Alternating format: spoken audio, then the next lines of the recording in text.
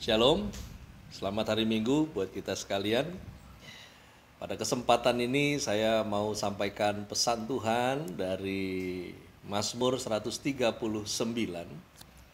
yang mana pembahasan kita dipimpin oleh Roh Tuhan pada kesempatan ini adalah tentang berpikir benar versus berpikir positif.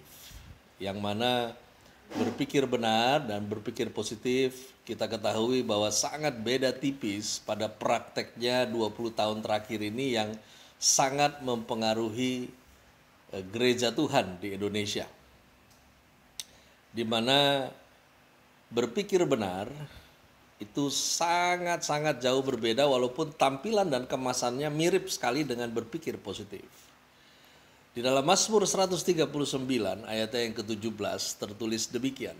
Dan bagiku, betapa sulitnya pikiranmu ya Allah, betapa besar jumlahnya.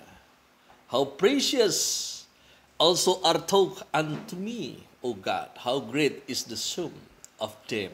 Di mana pemahaman cara Allah berpikir di dalam perjanjian lama, pemazmur mengatakan sangat rumit, sangat tidak mungkin kapasitas manusia untuk memahaminya. Dan pertanyaan ini ya sedikit sulit dijawab karena pemahaman orang tentang berpikir positif, di mana itu sangat berlainan dengan betapa sulitnya pikirannya Allah.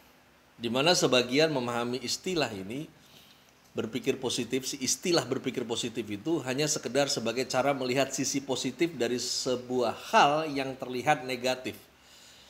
Sesungguhnya tidak sesederhana itu penyesatan yang terjadi. Di mana tentang berpikir positif, sebuah gerakan yang mana ini merupakan gerakan motivasi yang mulai populer sejak tahun 1970-an di Amerika. Yang mana semua bidang tersentuh oleh gerakan ini termasuk gereja. Nah, beberapa tokoh Kristen dan pengkhotbah terkenal turut mempopulerkan cara berpikir yang baru ini. Salah satunya adalah Norman Vincent Peale, Robert Schuller, sampai pada para pengkhotbah dari Faith Movement. Dan lagi bertambah lagi kepada barisan mereka yang menganut teologi kemakmuran atau prosperity gospel. Nah, membahas seluruh pemikiran dan literatur tentang berpikir positif adalah tugas yang mustahil dilakukan dalam sebuah artikel. Jadi tidak cukup untuk menulis sebuah artikel pendek untuk membawa umat Tuhan kembali kepada pemahaman yang benar. Karena para penganut berpikir positif itu mempunyai ajaran esensial yang hampir mirip. Ya. Ayat-ayat yang digunakan, aplikasi yang digunakan, ya, prakteknya, di mana membuat akhirnya penyelidikan detail dan menyeluruh terhadap ini benar atau salah itu jadi kadang dianggap nggak perlu dilakukan lah. Ya, mirip kok, ya, serupa kok. Nah, berapa hal ini yang menjadi ajaran atau konsep tentang berpikir positif. Yang pertama adalah kekuatan pikiran.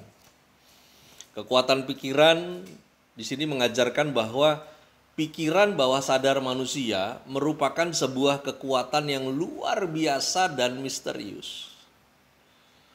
Di mana ajaran konsep tentang berpikir positif itu mengajarkan inti dari kekuatan pikiran bahwa pikiran dapat mengubah harapan-harapan menjadi realita. Di mana selama itu cukup kuat, maka realita itu pasti terjadi sesuai harapan.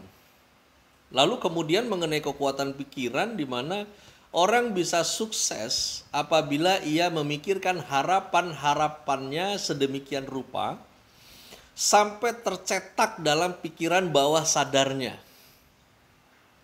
Yang mana proses menuju ke arah sana disebut penggambaran, imaging atau visualisasi. Mau mobilnya seperti apa, detail, visualisasikan itu di dalam imajinasimu dan katakan bahwa kamu akan mendapatkannya, kamu akan mendapatkan ini seperti itu kurang lebih prakteknya. Nah, ajaran atau konsep tentang berpikir positif itu inti ajarannya adalah iman kepada diri sendiri. Di mana pengajaran tersebut membangun kepercayaan diri dengan kalimat, percayalah pada dirimu sendiri, berimanlah pada kekuatanmu. Penganut berpikir positif itu dilarang untuk ragu. Mereka harus meyakini keyakinan mereka. Di mana keraguan akan menggagalkan perubahan harapan menjadi realitas. Jadi aliran begini kalau masuk di prosperity gospel, lalu kemudian di aliran-aliran kesembuhan, kalau dari doain balik gak sembuh lagi, ya nanti yang disalahin itu orangnya. Ya. Kamu kurang beriman makanya gak sembuh. Coba imani sembuh. Ya. Ini kurang lebih begitu nanti prakteknya. Nah, keraguan akan menggagalkan perubahan menjadi harapan menjadi realitas. Nah, kemana akhirnya salah satu wujud keyakinan yang teguh adalah perkataan-perkataan yang positif yang diperkatakan. Ini masuk dalam kelompok word of faith, katanya begitu. Di mana kata-kata harus dipilih sedemikian rupa karena apa yang dikatakan pasti akan terjadi. Saya ingat di tahun 99, 98 ada komunitas yang sedemikian ekstrimnya di Jogja. Sampai-sampai itu mereka ngotot untuk pindahkan hujan. Ya. Jadi hujannya disuruh pindah ke hutan karena mau ada acara KKR di lapangan. Ya begitulah. Paling tidak bentuk-bentuknya agak aneh-aneh ya. Makanya kekuatan pikiran itu menjadi inti atau konsep ajarannya, iman kepada diri sendiri, lalu kemudian Allah sebagai sebuah energi ya. Di mana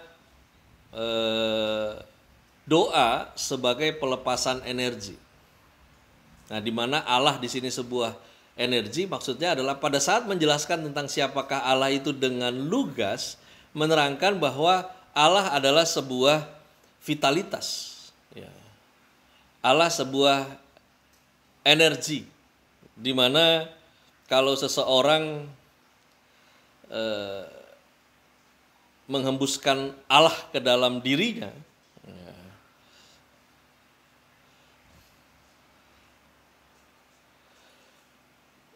maka orang tersebut akan diberi kekuatan baru.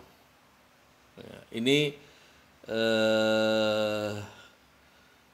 terjadi pemahaman ini sekitar tahun 2000-an awal, di mana seorang pengkhotbah karismatik Amerika menyebut diri orang percaya sebagai Allah-Allah kecil.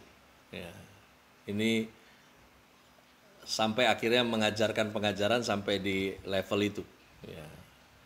Oleh karena itu Allah seharusnya dimengerti, dipahami, dikenal sebagai sebuah pribadi, ini tidak. Dalam ajaran konsep berpikir positif, Allah itu sebagai sebuah energi. Nah, lalu kemudian doa sebagai pelepasan energi. Nah, ini lebih ajaib lagi, di mana berbeda dengan tokoh berpikir positif, sekuler yang tidak mempercayai Allah, berpikir positif versi Kristen itu menyertakan doa dalam konsepnya. Jadi memang ada dua golongan, satu berpikir positif versi di luar Kristen, yang satu yang ngaku Kristen. Di mana yang ngaku Kristen itu menyertakan doa dalam konsepnya. Namun penganut ini menyamakan doa dengan metode ilmiah untuk pelepasan energi atom. Jadi seperti itu gambarannya. Jadi menurut mereka doa adalah sebuah proses mekanis yang pasti untuk melepaskan energi rohani dalam diri orang percaya. Jangan sampai Anda masuk di area itu, pemahamannya mengerikan. Sampai akhirnya akan dibawa kepada citra diri yang positif, di mana mengajarkan nilai penting dari menyukai diri sendiri, citra diri yang positif, ya, positive self image, lah, di mana akhirnya membawa keyakinan pada self confidence. Dan pada gilirannya keyakinan diri akan memimpin kepada self realization, di mana memimpin kepada realisasi diri dan pencapaian yang sukses. Nah, berujunglah di 15 tahun yang lalu kemudian ada yang namanya teologi sukses. Dari pemaparan yang saya sampaikan ini, kita melihat betapa miripnya ajaran-ajaran tersebut dengan khotbah-khotbah dari kalangan tertentu di masa kini, di mana mereka mengajarkan beriman pada iman. Mereka mendorong jemaat untuk meyakini kekuatan pikiran mereka, dan kita harusnya merespon dengan benar tentang situasi pengajaran ini yang lumayan sudah mulai menggurita di dalam kehidupan kekristenan masa kini. Nah, kebenaran suatu ajaran itu tidak boleh ditentukan oleh popularitas pengajarnya. Kalau yang ajar populer berarti benar nih yang dia ajar. Ya, hati-hati dengan itu. Karena kebenaran suatu ajaran penentunya bukan popularitas pengajarnya. Lalu kemudian kebenaran suatu ajaran itu tidak ditentukan oleh jumlah pengikut yang mengagumi dia. Wah, ini kalau nggak benar nggak mungkin lah. Karena followernya luar biasa, jutaan followernya. Karena jutaan jadi benar, nggak begitu. Ya.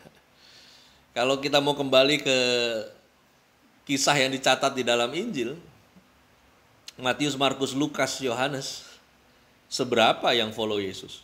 Nggak banyak. Banyakan yang nggak suka daripada yang suka. Ya.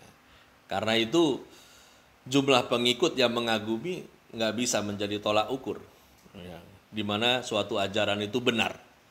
Kemudian hasil praktis dari kebenaran yang diyakini itu tidak menjadi penentu suatu ajaran itu benar. Ini kiranya boleh menjadi perisai buat kita.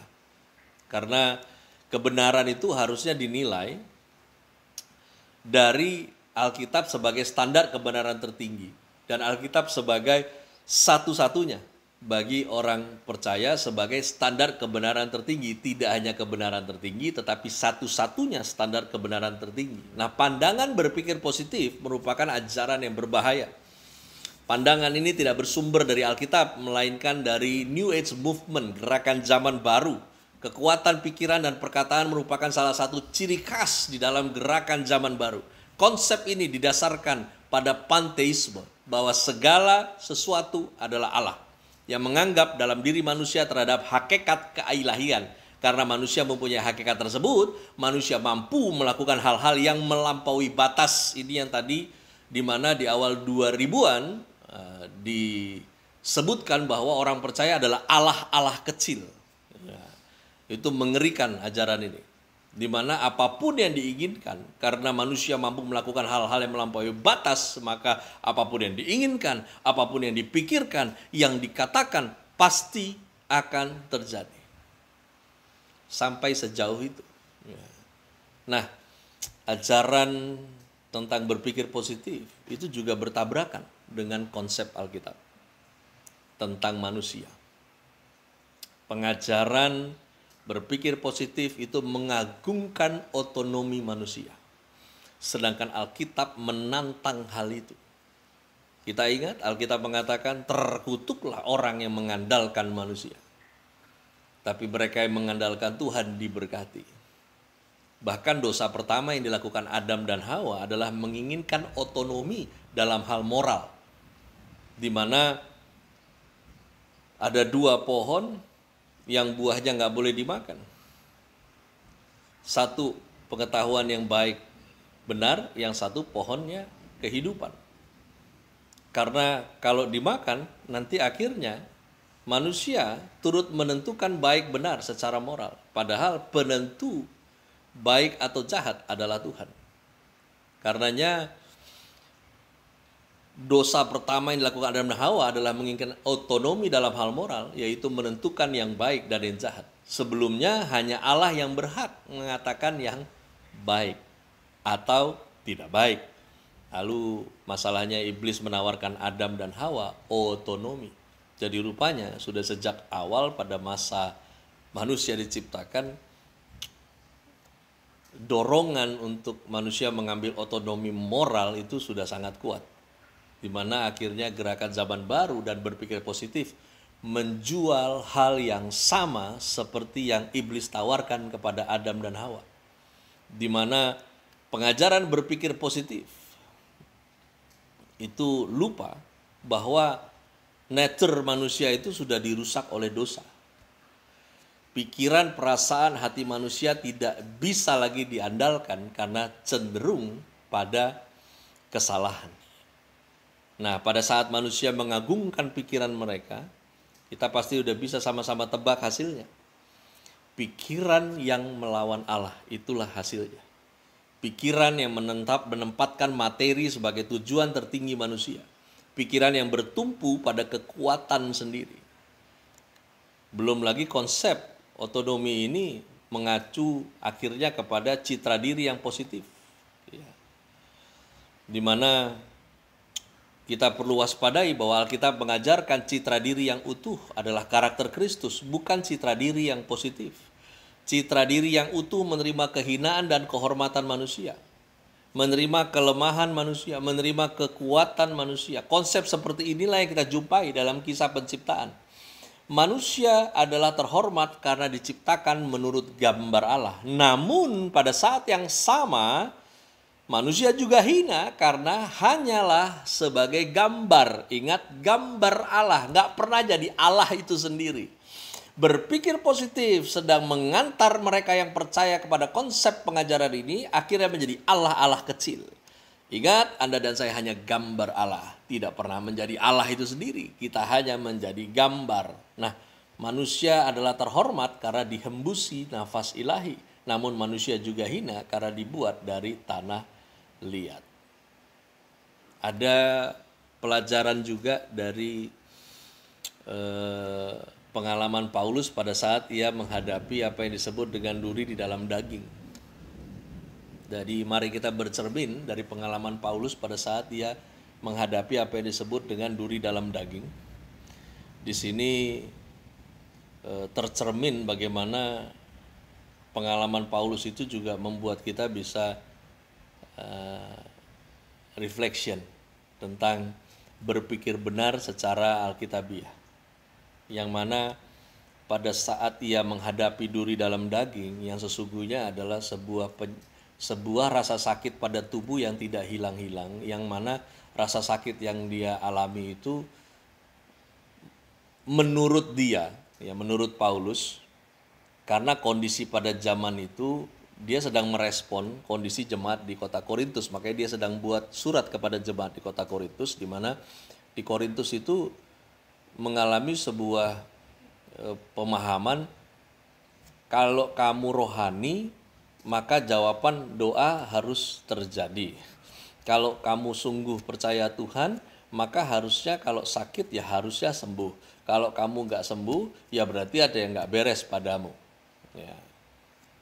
Demikian juga jawaban doa.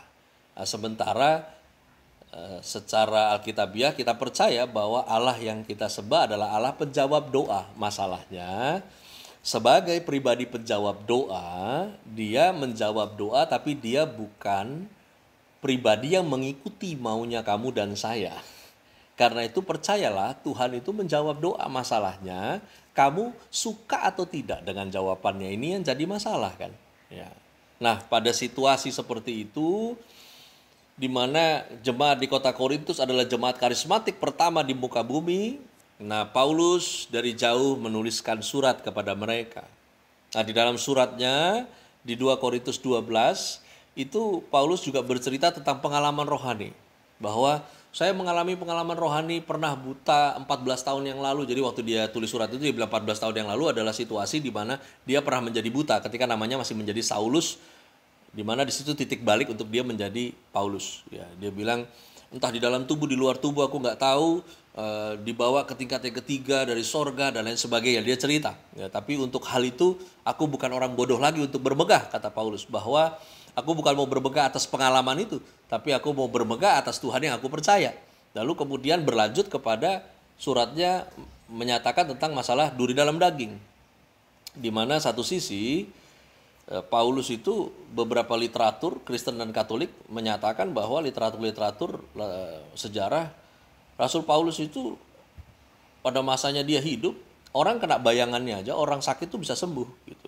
Nah sementara beliau sendiri bagian telinganya sakit, kulitnya juga ruam-ruam sakit, itu nggak kunjung sembuh.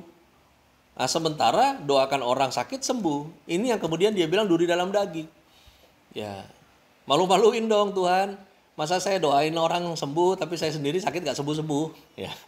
Nah, dia ngalami pengalaman itu. Lalu kemudian dia tulis di surat itu. Nah, di dalam 2 Korintus 12 ayat 7 sampai 10, Allah mengajar Paulus untuk tidak sombong. Di mana di sana tertulis dalam surat itu bahwa rupanya duri dalam daging itu adalah sebuah bentuk pembatasan. Ya, di mana puji Tuhan kalau hidup seseorang itu punya batasan. Terbatas karena sakit, terbatas karena ini, dan terbatas karena itu. Tentunya bukan terbatas karena kelakuan kita sendiri, bukan. Ya. Yang mana akhirnya secara nature, Allah mengajar keterbatasan itu membuatmu terjaga untuk tidak sombong, tetap rendah hati. Nah Allah mengajar Paulus dalam pengalaman itu untuk menghargai kasih karunia. Karena di surat itu Paulus bilang kepada jemaat di kota Korintus, saya udah 3 kali berdoa untuk duri dalam daging ini. Tapi jawab Tuhan kepadaku, cukuplah kasih karuniaku bagimu. Ini lihat ini beda jawabannya. Yang dia pengen 3 kali dia doa soal duri dalam daging, dia pengen Tuhan bilang, kau sudah sembuh. Itu yang dia pengen jawabannya. Tetapi Tuhan jawab tidak demikian. Tuhan jawab, kasih karuniaku cukup bagimu. Dan akhirnya Paulus tutup situasi ini, reflection itu dengan kalimat bahwa sebab jika aku lemah, maka aku kuat. Akhirnya dia menemukan sendiri pembelajaran itu. Nah, demikianlah yang dimaksud dengan berpikir benar secara alkitabiah. Ya, konklusinya adalah berpikir benar itu menurut Alkitab diwarnai oleh 3 karakteristik. Yang pertama realistis, yang kedua antusias, yang ketiga teosentris. Ya. Di mana hal ini yang harus menjadi padanan berpikir benar. Jadi mari kita cross check masing-masing. Kita ini lagi berpikir benar atau berpikir positif. Ya. Karena 3 karakteristik tentang konsep berpikir benar. Yang pertama ada realistis. Realistis itu menerima kenyataan apa adanya, tanpa melebih-lebihkan. Realistis itu tidak menyangkali keadaan. Di 1 Petrus 4 ayat 1 sampai 2 tertulis, jadi karena Kristus telah menderita penderitaan badani, kamu pun harus juga mempersenjatai dirimu dengan pikiran yang demikian. Karena barang siapa telah menderita penderitaan badani, ia telah berhenti berbuat dosa, supaya waktu yang sisa jangan kamu gunakan menurut keinginan manusia, tetapi menurut kehendak Allah. Realistis, itulah berpikir benar.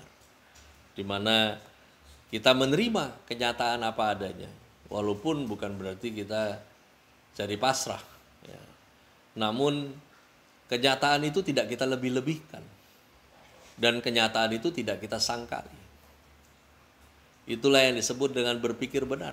Realistis. Ya. Lalu kemudian optimis. Di Filipi 4 ayat 7 sampai dengan 8 tertulis, ya, optimis ini antusias. Damai sejahtera Allah yang melampaui segala akal akan memelihara hati dan pikiranmu dalam Kristus Yesus. Jadi akhirnya saudara-saudara, semua yang benar, semua yang mulia, semua yang adil, semua yang suci, semua yang manis, semua yang sedap didengar, semua yang disebut kebajikan dan patut dipuji, pikirkanlah semuanya itu. Dilanjutkan 1 Korintus 2 ayat 16, sebab siapakah yang mengetahui pikiran Tuhan sehingga ia dapat menasehati dia? Tetapi kami memiliki pikiran Kristus. Ya, kita lanjutkan lagi. Roma 10 ayat 17, jadi iman timbul dari pendengaran dan pendengaran oleh firman Kristus. Sebab firman Allah hidup dan kuat dan lebih tajam daripada pedang bermata dua manapun. Ia menusuk amat dalam sampai memisahkan jiwa dan roh, sendi-sendi dan sumsum. Ia sanggup membedakan pertimbangan dan pikiran hati. Antusias, ya, entheos, antusias, karena ada Allah di dalam diri orang percaya. Maka itu artinya selalu menemukan, selalu mengejar hal-hal baik dari Allah dalam setiap keadaan. Karena kita percaya Allah bekerja dalam segala sesuatu, ya, untuk mendatangkan kebaikan. Itulah berpikir benar. Ya, di mana dalam setiap keadaan kita nggak berhenti untuk menemukan hal-hal baik dari Allah. Mari berpikir benar. Dan yang terakhir adalah teosentris. Ini penting. Saudara-saudara, aku sendiri tidak menganggap bahwa aku telah menangkapnya. Ya. Ini yang kulakukan. Aku melupakan, ya, apa yang telah di belakangku dan mengarahkan diri.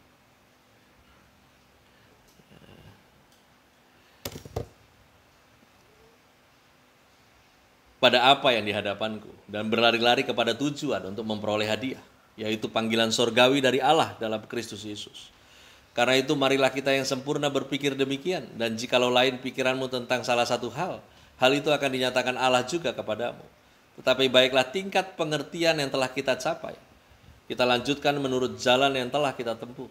Saudara-saudara, ikutilah teladanku dan perhatikanlah mereka yang hidup sama seperti kami yang menjadi teladanmu. Karena seperti yang telah kerap kali kukatakan kepadamu dan yang kukatakan pula sekarang sambil menangis. Saya highlight, aku sendiri tidak menganggap bahwa aku telah menangkapnya. Aku melupakan apa yang telah di belakangku, mengarahkan diri kepada apa yang di hadapanku, berlari-lari kepada tujuan. Marilah kita yang sempurna berpikir demikian. Jikalau lain pikiranmu tentang salah satu hal itu akan dinyatakan Allah juga kepadamu. Perhatikan ayat ini dari tampilan, ya, di Alkitab. Anda perhatikan. Jangan masukkan teks ini kepada pemahaman kehidupan masa lalu, di mana kita sering salah kaprah. Aku sendiri tidak menganggap bahwa aku telah menangkapnya. Aku melupakan apa yang telah di belakangku, mengarahkan diri kepada apa yang di hadapan. Ya sudah lewat, ya lewatlah. Bukan itu artinya. Ini konteksnya adalah pengenalan akan Allah yang terus-menerus. Di mana lewat kejadian kehidupan kemarin, keadaan yang kita hadapi kemarin, kita mengatakan bahwa aku sendiri tidak menganggap bahwa aku udah tahu benar tentang apa yang Tuhan sedang kerjakan. Yang kemarin, sudah yang kemarin, hari ini pasti ada pengalaman baru, pasti ada cara-cara Tuhan yang baru, yang Tuhan mau aku mengenalnya lebih lagi. Sehingga hidup ini menjadi antusias kepada tujuan. Tentunya bukan tujuan kita, tapi tujuannya Tuhan. Dan akhirnya mari kita yang sempurna berpikir demikian. Karena pikiran kita tentang salah satu hal itu belum nyampe. Ayat ini mengatakan hal itu nanti akan dinyatakan Allah juga kepadamu. Mungkin hari ini belum paham, belum ngerti dari setiap situasi yang kita hadapi. Tapi jangan berhenti untuk melihat segala sesuatu dari perspektifnya Allah, dari sudut pandangnya yang memegang rancangan. Karena apa yang disebut positif oleh manusia belum tentu positif di mata Allah. Begitu pula sebaliknya.